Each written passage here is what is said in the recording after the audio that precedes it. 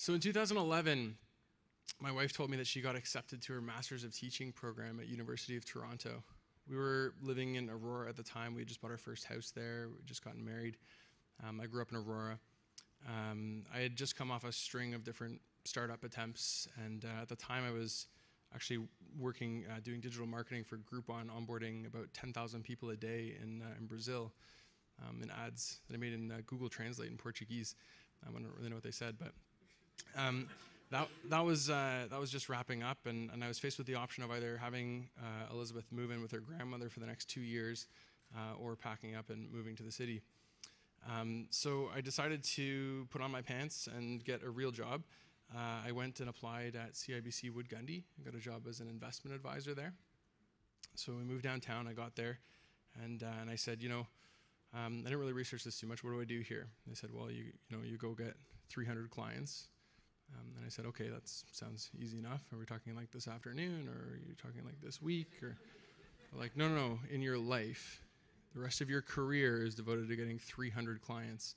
And if you do that, you have a license to print money. So I knew right away that this wasn't for me. I was in the wrong place. They had already told me that I was in the wrong place. I was the first person in about 20 years to be hired at CIBC Wood Gundy without having a degree.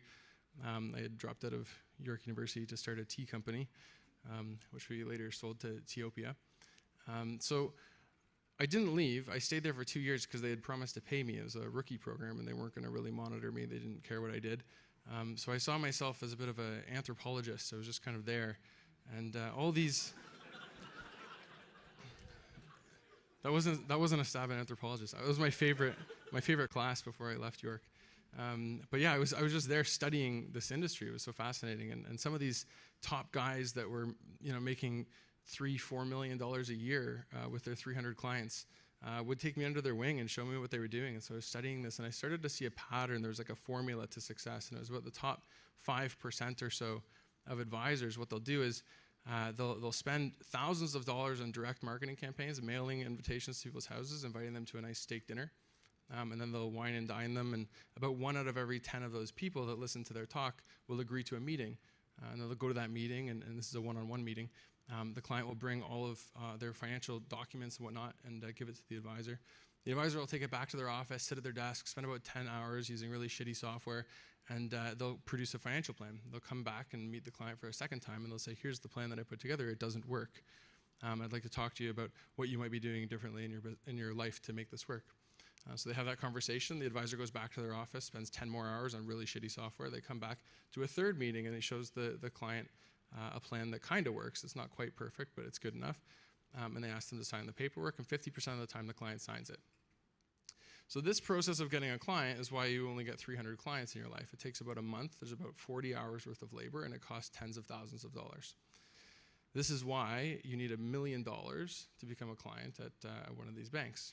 $1 million represents just under 1% of the population, leaving 99% of the population as no one's ideal client, and basically nobody knows what they need to do on a monthly basis to maintain their lifestyle. Not just through retirement, but also putting your kids through school and other major life milestones. So I was pretty interested in that, and I spent the rest of my time there trying to figure out how can we do this better, how can we do this faster, how can we make this more accessible to more people. We had little wins here and there on the seminar front, and then near the end of 2012, we had a huge breakthrough. We found out that we could get people over the internet to give us all the information required to build a financial plan very quickly from lots of people at a very low cost. So there I am, I'm running around, I've got a binder of all this information, and I'm showing it to these VPs at the bank, and they're saying, this is the best thing we've ever seen. Give me all the information. I will call all these people, and I will make plans for them. This is fantastic. The problem was, about a third of the people submitting their information had less than $100,000, and I couldn't find anybody willing to call them. And this was an ethical dilemma for me because I had this neat opportunity with the other 2/3, but I was basically running a bait and switch. It was like a form that said you would get a free financial plan at the end, and you didn't get a financial plan at the end. And I couldn't just throw these people in the garbage. They'd just given their precious information to a really sketchy landing page on the internet, and they weren't going to hear from anybody. So I had this idea, and I was running back around to all these top guys again, making millions of dollars, and I said, look, I got the idea. We're going to build a system that actually produces the financial plan. So in real time, they're going to put their information in, they're going to get the financial plan, and then that's not all, because even if you have a financial plan and $17,000 in your TFSA and you need to spend $30 a month on critical illness insurance, nobody gives a shit. So we actually have to implement the plan. So we're going to build a system so people can manage their investments online, and we're going to build a system so that people can get the right types of insurance policies that they need. We're going to build a system so that people can get the right mortgages and people can get the right debt consolidation so that they can save money on interest rates. And these people would look at me and they would say, that sounds a lot like what a bank does. You can't just start a bank. And so that would echo, that still echoes. And so I believed them, and so I didn't start a bank. I went off and I started a couple other companies and flipped a couple houses.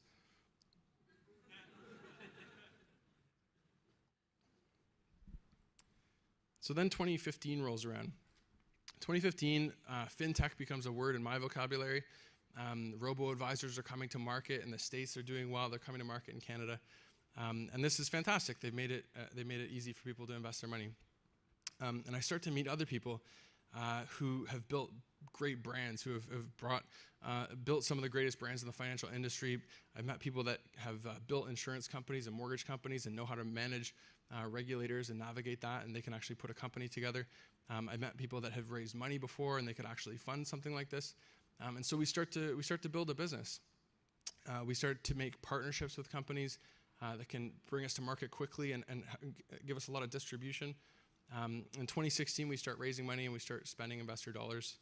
And you fast forward to today, we've built what we think is the world's greatest financial planning software. In about 3 minutes, you can get an entire financial plan that manages your investments, your insurance, your lending.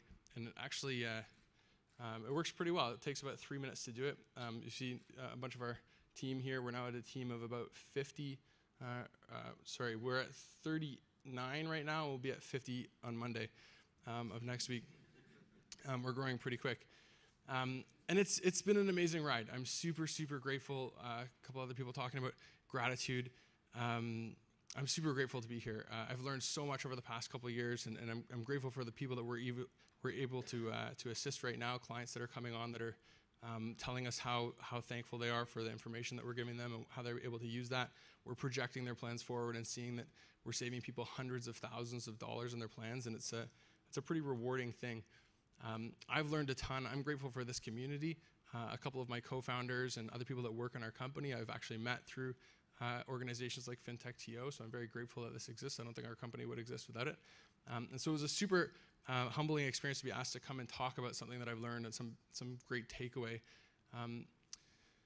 Basically, what's the secret sauce? So the idea that I thought I'd share with you, I was trying to think, like, who's going to be in the audience? It's probably people working at gigantic financial institutions, or what we call the incumbents. And then there's people working at fintech companies. And then there's probably people working at neither and considering which one they want to join. And the big question that often comes up on panels and whatnot is, how is this incumbent who has dozens or hundreds of billions of dollars, they have all the people, they have all the distribution, how is it that this organization is going to get disrupted by a smaller group of people who have ones or maybe tens of millions of dollars and an idea? How does that happen? And the assumption is it's probably unlikely to happen. I would suggest or argue that perhaps in the last 50 or so years, out of the several 100,000 people that have gone and taken jobs, myself included, at a gigantic financial institution, that, well, there's lots of reasons why you do that, and they're very noble. You need to make a living, you need stability, you want to build your career, like you want to learn stuff, that's fantastic.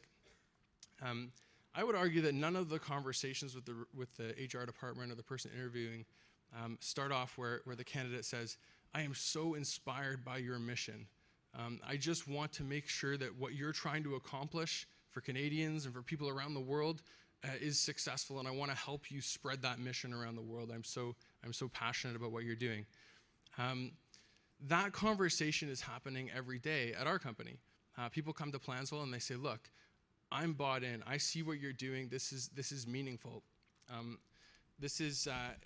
My grandmother doesn't go on vacations anymore. She doesn't have enough money because she didn't have a plan. So I want to make sure that this works and this happens and that we can bring planning to people. And that kind of conversation is happening at all different kinds of fintech companies and tech companies in general around the world.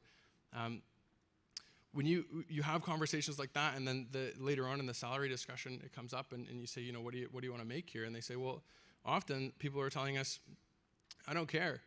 You just pay me whatever you thought like you were going to offer me or whatever. It's going to be fine. Because I know that when we make this happen, when we change the world, there's going to be enough money to go around. And I think when you get enough people like that around a table with a good idea and a good mission, you can change and you can disrupt companies. So my message to you is that if you're considering what you're going to do with your time, look at the people that you're working with or that you're considering working with. Look at the mission, look at the culture, and make sure that it's a worthy cause and a worthy mission that you want to put your life's work towards. Thanks.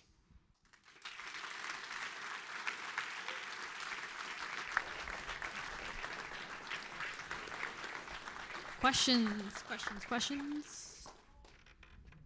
Don't be shy. Got one over in the corner.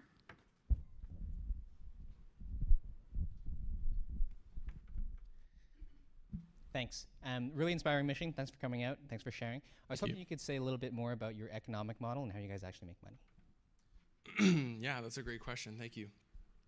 So Planswell creates financial plans for people for free. It takes about 3 minutes. Don't be deceived. 3 minutes still produces a better plan than anything else on the market. There are no financial planning softwares that actually manage all aspects of your life, and be it insurance or debt and borrowing or investments. We give that away for free, and it's actually presented in a very non-biased way. You can actually take that, you can go implement it wherever you want. There's still a ton of value in that.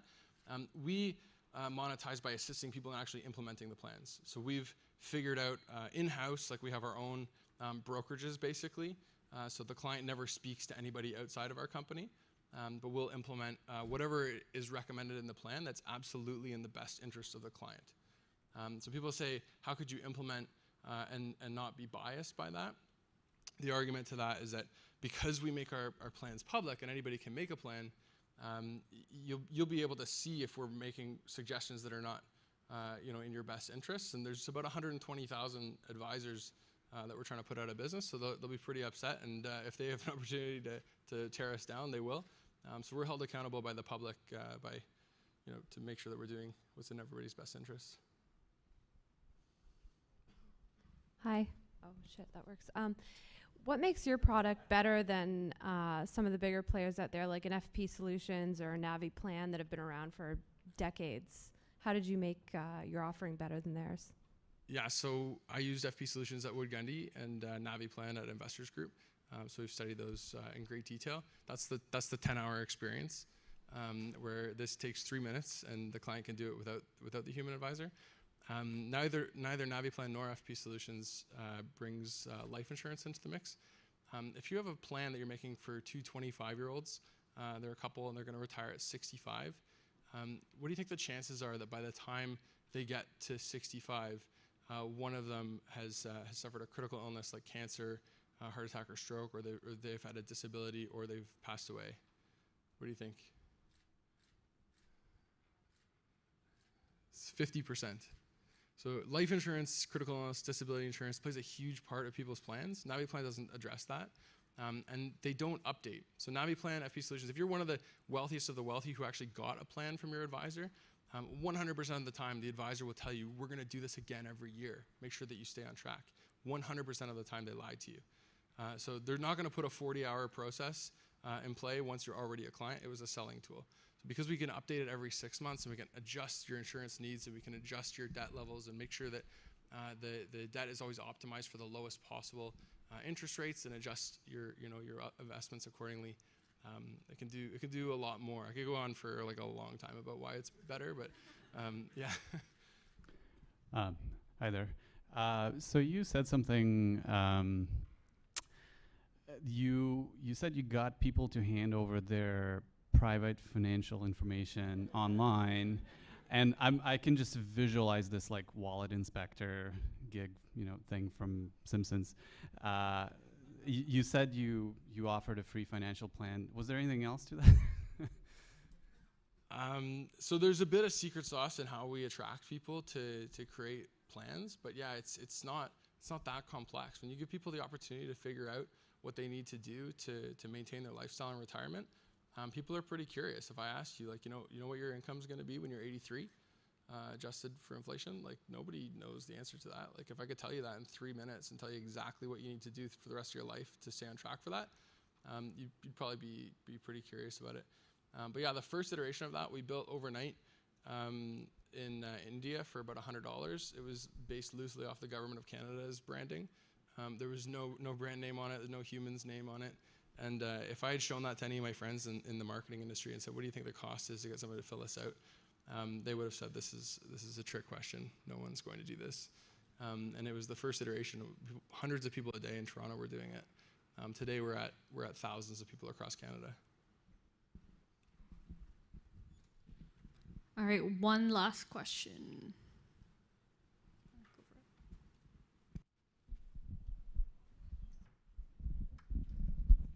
Hi, can you take us through one example of a key assumption which you took, which went completely wrong? A key assumption that I had that went completely wrong.